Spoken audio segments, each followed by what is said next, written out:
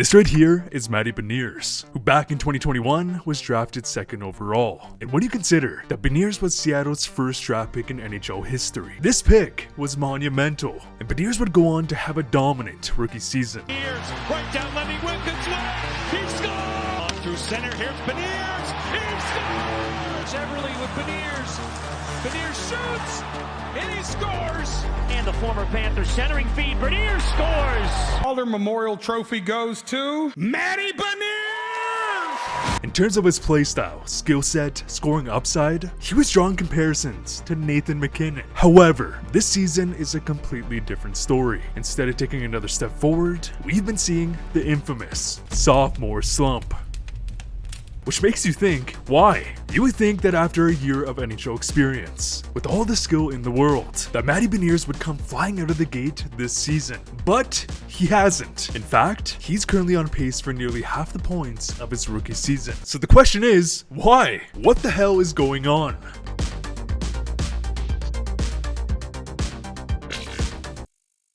Now, I want to show you guys a personal story. We're gonna get real vulnerable on the RTH channel today, which is presented to you by today's sponsor, BetterHelp.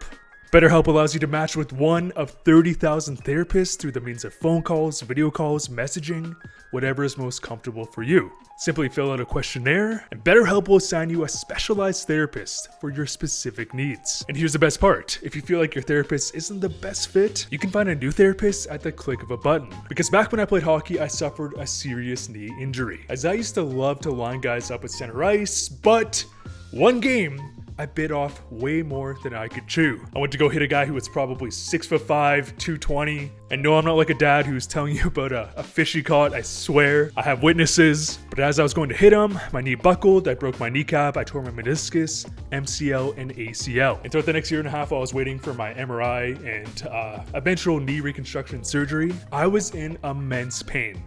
Like, seriously.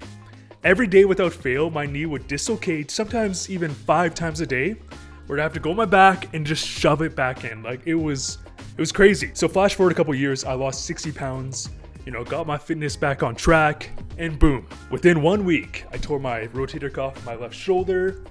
On top of that, I was starting to feel better, went to go take out my dogs, stepped in a gopher hole, and got a high ankle sprain.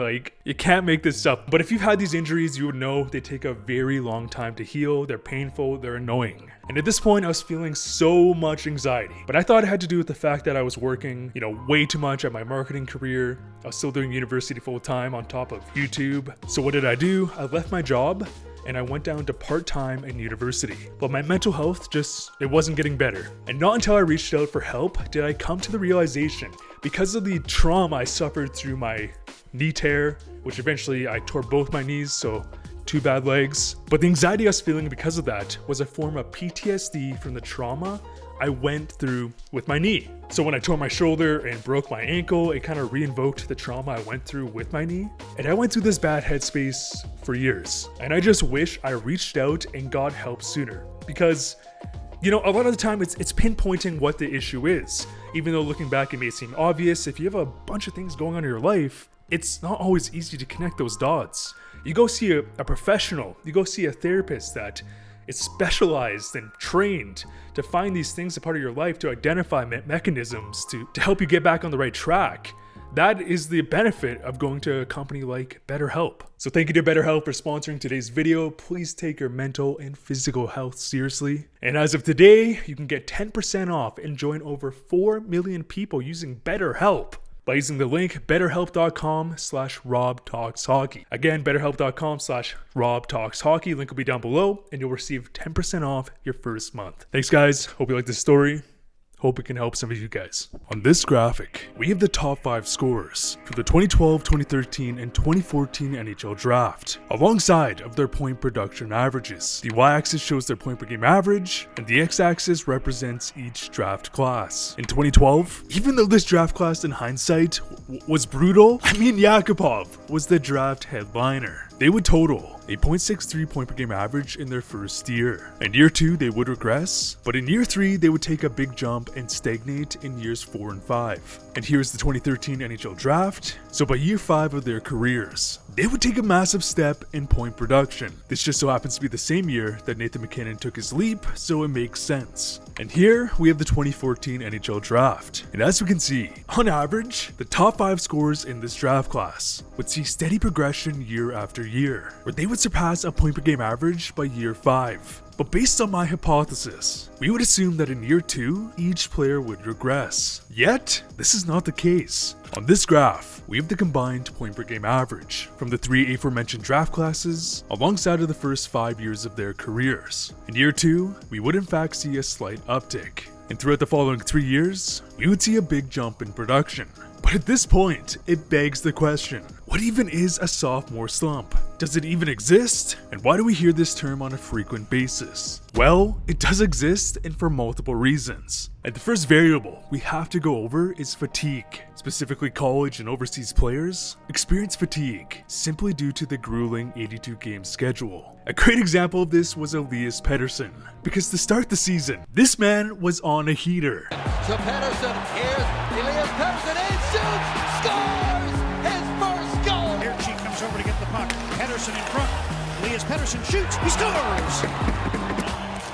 There's a shot block, and Pettersson's ahead of the play. Rookie scores! Avs try to step in the way, but deflects right to Pettersson. He'll slam it off the inboards, first one to it, Pettersson scores! Oh my God! In his first 40 games, Pettersson had 23 goals, 45 points. He was on pace for 47 goals, 92 points. However, around the 40-game mark, fatigue would kick in, where he would end the season with 5 goals, 21 points in 31 games. But this makes sense. The most regular season games Pettersson played in the SHL was 44. Sprinkle in some increased physicality, and you get that late season drop off. So in the case of Connor Bedard, bad news, he did break his jaw and will miss quite a few games. But as for the good news, this will hopefully prevent Bedard from dropping off in production by the end of the season. His time missed should help recharge his batteries. On top of the fact that the NHL game, especially for smaller players, can of course lead to injuries. Factor number 2, defensive scheming. And this one right here is very impactful. When a high-end rookie comes into the league, teams do not know how to defend them. Why? Because there is little to no tape that exists which a team can use to study that player. Again, if we look at Pettersson, also yes, Canucks homer, I get it. I've just watched his progression very closely to where I can confirm these points. But in his rookie season, the man was constantly left wide open because teams didn't know this kid had a cannon of a one-timer, that they should set up a system to always have a man on him to prevent him from getting to his spot. By the end of his rookie season up until now, teams have realized how to position their defense so the shot is much harder to create, as now we see defensemen constantly cheating towards him to take a shot away or at least make it much harder. And if a player can't make a quick adjustment, add in new components to their game, they will see some type of regression. And for the case of Bedard, this point right here is a big one, because in a previous video, I would discuss how Bedard is currently playing on an island. And in that video, I also brought up the concept of spacing. If you have a Connor McDavid, oh my god. For example, if you have a McDavid on a line with Leon Draisaitl, the opposing defense has to constantly play that game of 50-50. If I take away McDavid, now Draisaitl might be wide open for a one-timer or vice versa. If you put McDavid on a line with just say Jesse Puljujarvi,